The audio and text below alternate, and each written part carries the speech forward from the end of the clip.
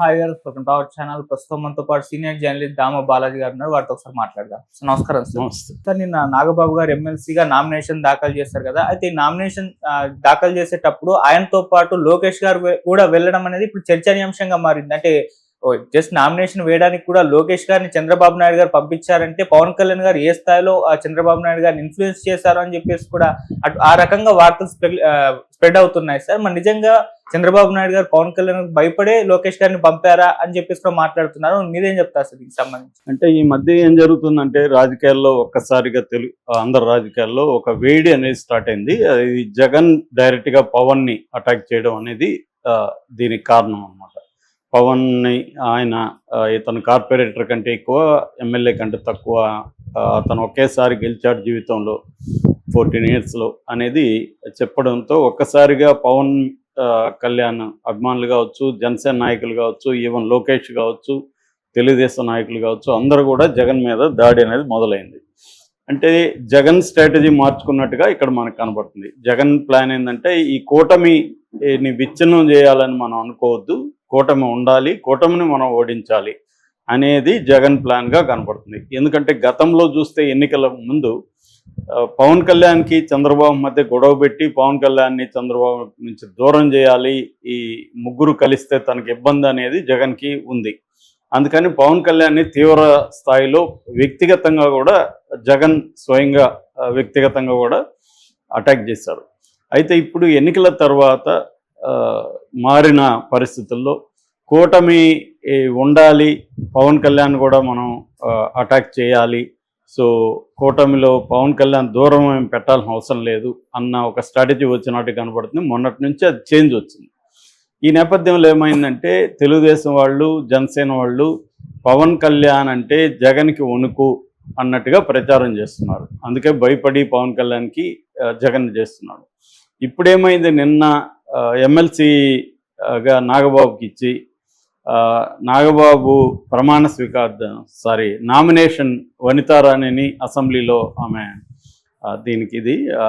ఆమె దగ్గరికి వెళ్ళి నామినేషన్ వేస్తున్నప్పుడు లోకేష్ వెళ్ళాడు, తర్వాత పల్లం శ్రీనివాసులు తెలుగుదేశం అధ్యక్షుడు, తెలుగుదేశం నుంచి వీళ్ళిద్దరు వెళ్ళారు, జనసేన నుంచి ముగ్గురు, నాదెండ్ల మనోహర్ వెళ్ళాడు, కొనతల రామకృష్ణ వెళ్ళాడు, బొల్లిశెట్టి శ్రీనివాస్ వెళ్ళారు, బీజేపీ నుంచి విష్ణుకుమార్ రాజు వెళ్ళారు.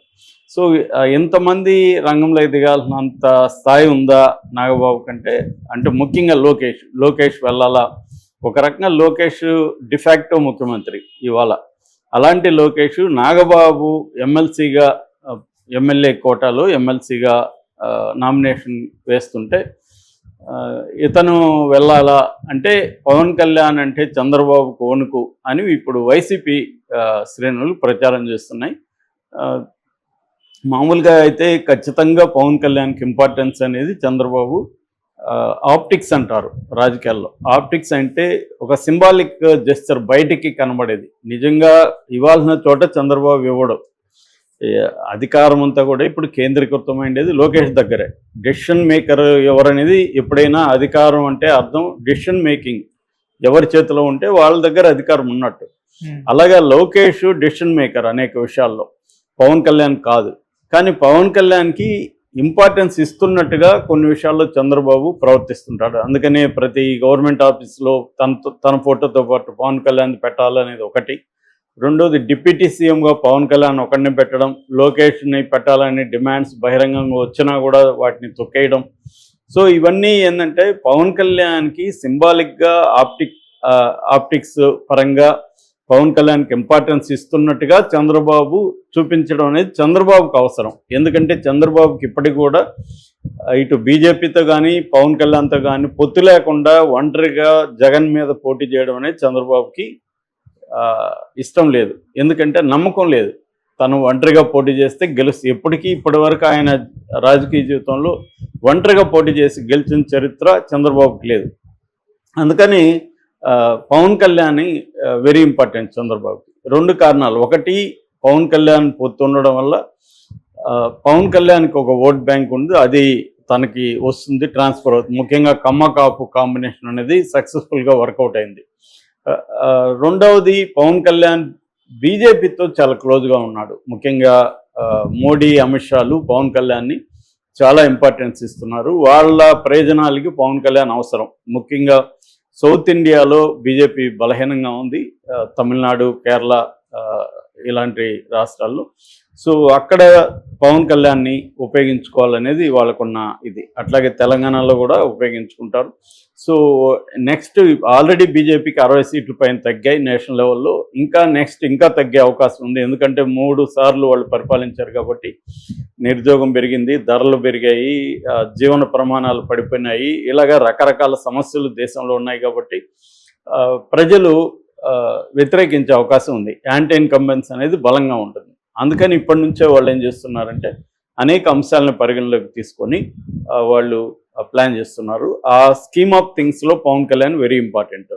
ఇది చంద్రబాబుకు తెలుసు. చంద్రబాబు ఎట్టి పరిస్థితుల్లో కూడా బీజేపీని వదులుకోవడానికి సిద్ధంగా లేదు. ఎందుకంటే లాస్ట్ దీంట్లో కూడా ఈవీఎంలు మ్యానిపులేట్ చేశారు, పోల్ మేనేజ్మెంట్ని మ్యానిపులేట్ చేశారు అనేది చంద్రబాబు మీద, కూటమి మీద వైసీపీ ఆరోపణలు చేస్తుంది.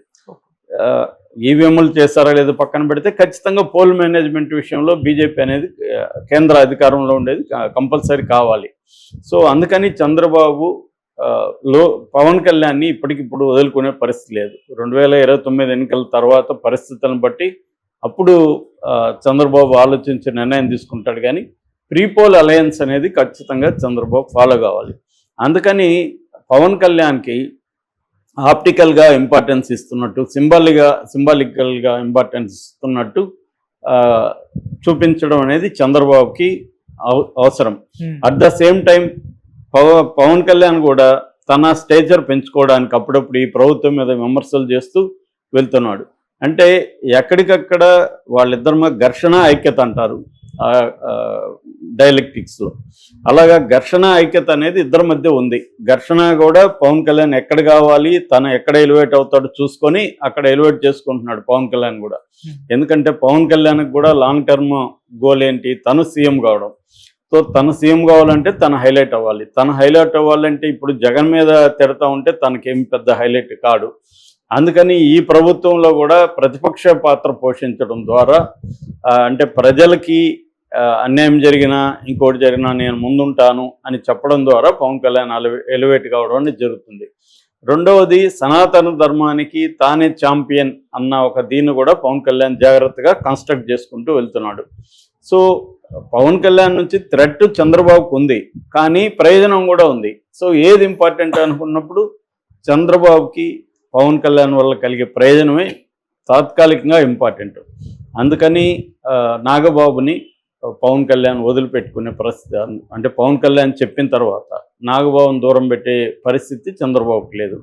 అంతకుముందు మనం గమనిస్తే తెలుగుదేశం మీడియా ప్లాన్డ్గా ఈయనకి ఎమ్మెల్సీ రాదు, మంత్రి రాదు అన్నట్టుగా వాళ్ళు ప్రచారం చేశారు. తెలుగుదేశం మీడియానే చేసింది.